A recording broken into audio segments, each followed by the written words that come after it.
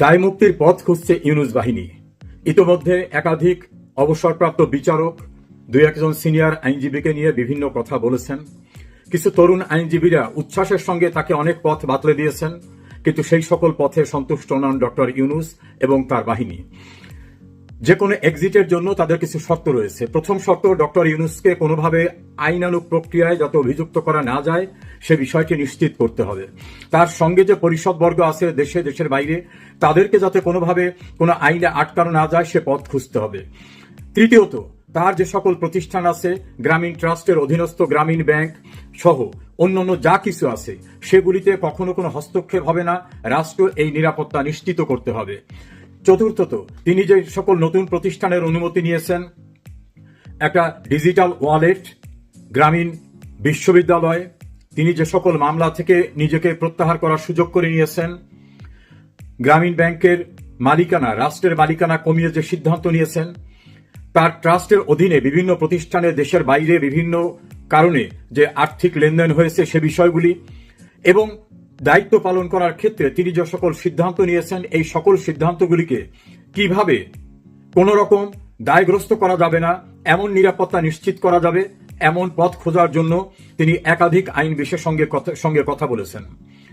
দেশের একজন প্রখ্যাত সংবিধান বিশেষজ্ঞ, অত্যন্ত প্রবীণ আইনজীবী, তার একজন জুনিয়র আইনজীবীকে ডেকেও এই বিষয়ে তারা কথা বলেছেন এবং ওই সিনিয়র আইনজীবীর সঙ্গে কথা বলতে চেয়েছেন।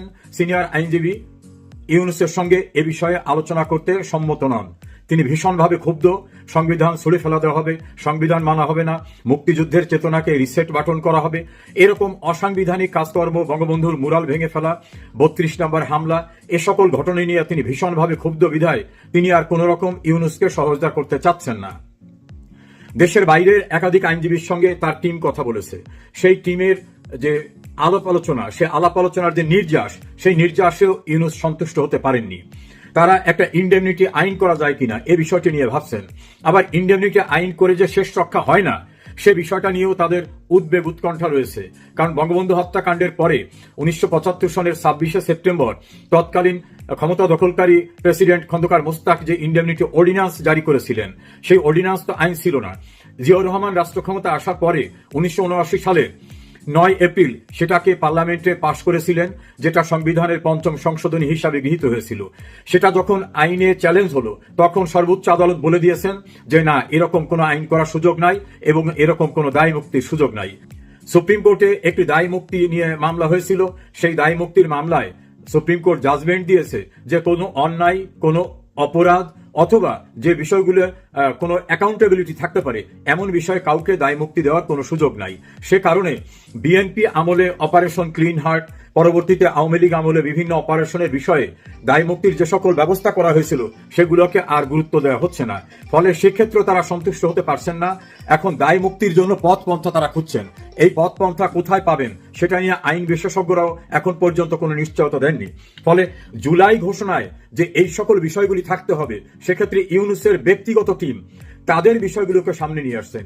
অন্যদিকে তৎকালীন যারা ছাত্রনেতা বৈষম্য বিরোধী আন্দোলন করেছিলেন, তারা বলছেন পুলিশ হত্যা সহ মেট্রো রেল, পদ্মা সেতু, টেলিভিশন, রাস্তাঘাট এবং অন্যান্য যে সকল বিষয়গুলি নিয়ে বিভিন্ন ঘটনা ঘটেছে এবং তাদের কিছু কর্মীরা অতি উৎসাহী হয়ে বিভিন্ন সময় যে কথাগুলি বলেছেন যে হ্যাঁ, আমরাই মানুষ খুনি করেছি, আমরা পুলিশ মেরেছি, আমরা পদ্মা সেতু, মেট্রো রেলে আঘাত করেছি, আমরা যদি দীর্ঘদিন পরিকল্পনা না করতাম তাহলে এটা সফল হতো না।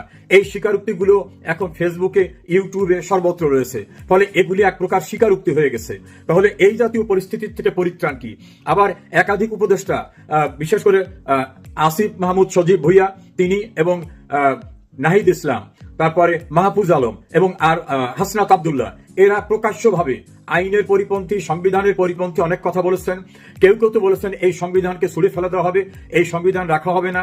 আবার বঙ্গবন্ধু ভবন, যেটা আমাদের একটা প্রত্নতাত্ত্বিক জায়গা ছিল এবং রাষ্ট্রীয় একটা গুরুত্বপূর্ণ স্থাপনা ছিল, সেটা ভেঙে ফেলার সময় প্রশাসনের কেউ কোনো দায়িত্ব পালন করেন নাই। যারা দায়িত্ব পালন করেন নাই তারা তো যদি দায়বদ্ধ হন, তাদের অবস্থাটা কি হবে? যে সকল কর্মকর্তাদের জোর করে বাড়িতে পাঠিয়ে দেওয়া হয়েছে, যাদের চাকরিতে থাকা অবস্থায় বিদায় করা হয়েছে, তাদের কি হবে?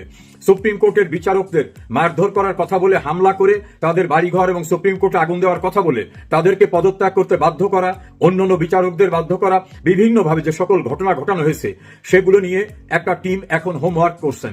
এই হোমওয়ার্ক যারা করছেন তারা কোনো ফয়সালা আসতে পারেননি। সেই ক্ষেত্রে জুলাই ডিক্লারেশনের ভিতরে তারা কি কি বিষয়কে অন্তর্ভুক্ত করবেন এবং এটাকে সংবিধানের যদি বিএনপির আগ্রহ অনুযায়ী যদি তফসিলভুক্ত করা হয় তাতে কি কোনো পরিত্রাণ হবে? কারণ তফসিল তো ফান্ডামেন্টাল স্ট্রাকচারের পার্ট না।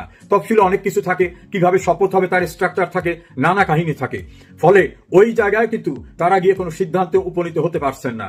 এখন সেফ এক্সিটের জন্য প্রশাসনে যারা আছে, বিশেষ করে সেনাবাহিনী, পুলিশ, র্যাব, বিজিবি এবং অন্যান্য যারা সিভিলিয়ান আছেন, তারা কতটা নিশ্চয়তা দেবেন এই সকল বিষয় নিয়ে এখন ঘরমাক্ত অবস্থা। স্পেশাল টিম, ছাত্রদের টিম যেভাবে কাজ করছে একইভাবে ইউনুসের ব্যক্তিগত টিম কাজ করছে। এই ক্ষেত্রে ইউনুসের টিম এবং ছাত্রদের টিমের মধ্যে মতানৈক্য দেখা দিয়েছে। কে কারটাকে নিশ্চিত করাতে পারবেন সেটা নিয়ে তারা ব্যস্ত হয়ে গেছেন। এর সঙ্গে নতুন করে যুক্ত হয়েছে বিভিন্ন সময় বিভিন্ন জায়গায় বিভিন্ন ঘটনা ঘটাবার প্রেক্ষিতে যে ফৌজদারি অপরাধ সংগঠিত হয়ে গেছে, সেই অপরাধের দায় কে নেবে? কতজন পুলিশ মারা গেছে সেটার এখনো সরকার কোনো রিপোর্ট সংগ্রহ করতে পারেননি। কোন কোন জায়গায় লাশ তুলে আবার পোস্টমর্টম করা হয়েছে। পোস্টমর্টম ছাড়াও যে বিচার হতে পারে সেটা এই সরকারই নতুন করে শুরু করেছেন। আবার রাষ্ট্রপতির অধ্যাদেশ দিয়ে অনেকগুলো কার্যক্রম শুরু করা হয়েছে। যেমন রাষ্ট্রপতির অধ্যাদেশের ধারাবাহিকতায় এখন আন্তর্জাতিক মানবাধিকার যে ট্রাইব্যুনালটা করা হয়েছে আইসিটি, সেখানে বিচার করছে। ওই অধ্যাদেশ যদি নির্বাচনে যে সরকার ক্ষমতায় আসবে তারা যদি দেশটাকে আইনে পরিণত না করে তাহলে কি হবে? একইভাবে ডক্টর ইউনুস যে দায়িত্ব গ্রহণ করলেন, সুপ্রিম কোর্টের কাছে মহামান্য রাষ্ট্রপতি একটা রেফারেন্স পাঠিয়ে পরামর্শ চেয়েছিলেন। সুপ্রিম কোর্ট তার উপদেষ্টামূলক এখতিয়ার এক্সারসাইজ করে পরিষ্কারভাবে বলছেন অত্যন্ত জরুরি রাষ্ট্রীয় নির্বাহী কাজ পরিচালনার জন্য রাষ্ট্রপতি, প্রধান উপদেষ্টা এবং উপদেষ্টা নিয়োগ দিতে পারেন, তাদের শপথ পড়াতে পারেন। সুপ্রিম কোর্ট কোথাও বলেন নাই রাষ্ট্রপতি অন্তর্বর্তীকালীন সরকার গঠন করতে পারেন। তাহলে এই সরকারের স্ট্যাটাসটা কি? এই সরকার তো সাংবিধানিক সরকার না। সুপ্রিম কোর্ট এরকম সরকার গঠন করতে বলে নাই। মহামান্য রাষ্ট্রপতিও এইরকম সরকার গঠন করার জন্য সুপ্রিম কোর্টের কোনো অনুমতি চান নাই। রাষ্ট্রপতি সেক্ষেত্রে পরিষ্কার, সুপ্রিম কোর্টও ক্লিন অবস্থায় রয়েছে। তাহলে এই সরকারের স্ট্যাটাস কি? তারা যে প্যাডে সিলে বিভিন্ন জায়গায় লিখছেন অন্তর্বর্তীকালীন সরকার, এবং অন্তর্বর্তীকালীন সরকারের কেউ প্রধান উপদেষ্টা, কেউ উপদেষ্টা, তাহলে তাদের স্ট্যাটাসটা কি? একইভাবে তাহলে এই অন্তর্বর্তীকালীন সরকার যদি না থাকে তাহলে এই প্রধান উপদেষ্টা কার উপদেষ্টা? তিনি কার উপদেশে কাজ করছেন? সেই প্রশ্নটা আসছে। এখন এই আইনগত কঠিন জটিলতার মধ্য থেকে সেফ এক্সিটের নির্বিঘ্ন প্ল্যান খুঁজতে গিয়ে আইন খুঁজে পাচ্ছেন না ইউনুস বাহিনী। দুই শিবিরে বিভক্ত যারা জঙ্গি স্টাইলের ঘটনা ঘটিয়েছিলেন তারা তাদের সেভের জন্য পথ খুঁজছে, ইউনুস এবং তার লোকরা পথ খুঁজছে। এর সঙ্গে নতুন করে যুক্ত হয়েছে যারা বিদেশি নাগরিক, তাদেরকে মন্ত্রী এবং মন্ত্রী পদমর্যাদার এই দায়িত্ব যিনি দিয়েছেন তিনি এটা দিতে পারেন কিনা, এটা সম্পূর্ণরূপে অসাংবিধানিক। কারণ বাংলাদেশে মন্ত্রী এবং মন্ত্রী পদমর্যাদার দায়িত্ব পালন করতে গেলে তাকে অবশ্যই বাংলাদেশের নাগরিক হতে হবে এবং আরো কিছু টার্মস কন্ডিশন আছে। এই ক্ষেত্রে ইউনুসের ক্যাবিনেটে, তার কথিত ক্যাবিনেটে অনেকেই আছেন যারা সেক্ষেত্রে ডিসকোয়ালিফাইড। এই ডিসকোয়ালিফাইড লোকদের কে অ্যাপয়েন্টমেন্ট দিয়েছে? তারা যত কাজ করেছেন সেই কাজের বৈধতা কি? আবার বিশ্বের সঙ্গে বিভিন্ন জায়গায় তারা যদি কোনো চুক্তি করে থাকে, এই চুক্তি করার লিগাল স্ট্যাটাস তাদের ছিল কিনা, এখতিয়ার ছিল কিনা, সেই প্রশ্নটা এখন সামনে চলে আসছে। এর পাশাপাশি গত 11 মাসে দেশের ভিতরে যে নৈরাজ্য হয়েছে, মব হয়েছে, আইন পরিপন্থী কাজ হয়েছে, সেটা যাদের হুকুম হয়েছে তারা কি এই হুকুম দিতে এখতিয়ার সম্পন্ন ছিলেন কিনা, সেই প্রশ্নগুলো সামনে আসছে। সেফ এক্সিট তো দূরের কথা, এক্সিটের জন্য যে মিনিমাম জায়গাটা দরকার সেই জায়গাটাও নাকি ইউনুসের টিম যাদেরকে দায়িত্ব দিয়েছিলেন কেউ খুঁজে বের করতে পারেনি। আইসিটি ট্রাইব্যুনালে যুদ্ধাপরাধীদের পূর্বে নিযুক্ত ব্রিটিশ যে আইনজীবীকে নেওয়া হয়েছে তাকে নাকি এ বিষয়ে প্রস্তাব দেওয়া হয়েছে, তিনি নাকি এ বিষয়ে কোনো মন্তব্য করতে চান না। একসময় ইউনুসের ঘনিষ্ঠ বন্ধু বাংলাদেশের একাধিক প্রবীণ সিনিয়র সংবিধান বিশেষজ্ঞরা তারাও মুখ ফিরিয়ে নিয়েছেন। দেশের অভ্যন্তরে এখন কোনো আইনজীবী পাচ্ছেন না। আইনে যেখানে সুযোগ নাই সেখানে আইনজীবী কয়েক ডজন আনলেও তো সুযোগ নাই। সংবিধানকে স্থগিত না করে শপথ নিয়েছিলেন, সেক্ষেত্রে শপথই বলেছেন I will protect and preserve this constitution, অর্থাৎ এই সংবিধানকে সংরক্ষণ করবেন, সহজ ভাষায় যদি বলি মেনে চলবেন। তো এই সংবিধানকে মানতে গেলে অসাংবিধানিক যে কাজ করছেন সেটা বেআইনি, এই বেআইনি কাজ করলে সেটা অপরাধ। সেই অপরাধ যারা করেছেন তারা শাস্তিযোগ্য অপরাধের অপরাধী। এ জাতীয় একটি কঠিন পরিস্থিতিতে শেষ মুহূর্তে এসে ইউনুস বাহিনী নানা দিকে খুঁজেও কোনো পথ এখন পর্যন্ত পাননি। আমার বিশ্বস্ত সোর্সের যে তথ্য সে তথ্যেই পর্যন্ত। দেখা যাক না কি আইন বাইর করেন, কারণ পৃথিবীর কোনো দেশে এরকম কোনো আইনের সুযোগ নাই। তিনি মিষ্টি মিষ্টি কথা বলে মানুষকে যেভাবে আকৃষ্ট করেছিলেন তার পক্ষে এখন আর কেউ নাই। দেশের সিনিয়র সাংবাদিকরা, পত্রিকা সম্পাদকরা, তীব্র আওয়ামী লীগ সমালোচক, গণমাধ্যমের ব্যক্তিরা তারাও মুখ ফিরিয়ে নিয়েছেন।